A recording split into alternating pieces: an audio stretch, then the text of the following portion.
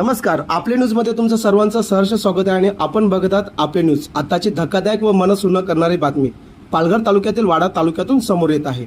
वाडा तालुक्यातील कोणसई गावात आज दुपारी साधारण 12च्या सुमारास एक भीषण स्फोट झाला। मिळालेल्या प्राथमिक माहितीनुसार कोणसई गावातील एका जुन्या फार्म हाऊसवरती पत्र्याचे शेड उभारून त्यामध्ये सुतळी बॉम्ब तयार करण्याचे काम सुरू होते। याच ठिकाणी अचानक भीषण स्फोट झाला आणि संपूर्ण परिसर हादरून गेले।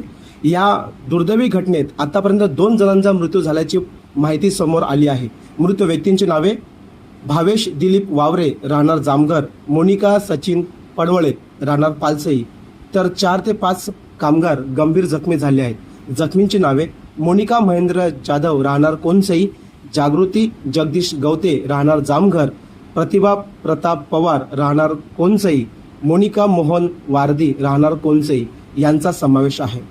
जखमींना तात्काळ वाडा ग्रामीण रुग्णालयात दाखल करण्यात आले असून त्यांच्यावरती उपचार सुरू आहेत। काही गंभीर जखमींना पुढील उपचारासाठी भिवंडी ग्रामीण रुग्णालय आणि इतर ठिकाणी हलवण्यात आले आहेत। सदर युनिट नुकतेच 10 एप्रिल 2026 रोजी सुरू करण्यात आले होते। नरेंद्र सिंग आणि त्यांच्या सहकारी यादव यांच्या मार्फत हे काम सुरू होते।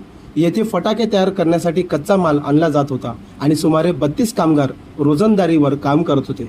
स्थानिक पातळीवर योगेश दत्तात्रय मोकाशी हे काम पाहत होते। जामघर, कोणसई, पालसई आणि अलमान गावातील कामगारांना तात्पुरत्या स्वरूपात काम देण्यात आले होते।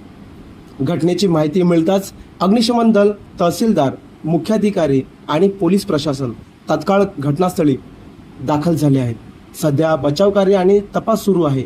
या ठिकाणी सुतळी बॉम्ब तयार करण्याचे काम सुरू होते। मात्र हा युनिट कायदेशीर होता की बेकायदेशीर, सुरक्षा नियम पाळले गेले होते की न, ह्या सर्व गोष्टींचा, या सर्व प्रश्नांचा उत्तर अद्याप अस्पष्ट आहे। ही घटना अत्यंत गंभीर असून प्रशासनाने याची सखोल चौकशी करणे आवश्यक आहे। सुरक्षेच्या नियमाकडे दुर्लक्ष केल्यामुळे अशा घटना घडत आहेत का, हा सर्वात मोठा प्रश्न आता उपस्थित झालेला आहे। धन्यवाद।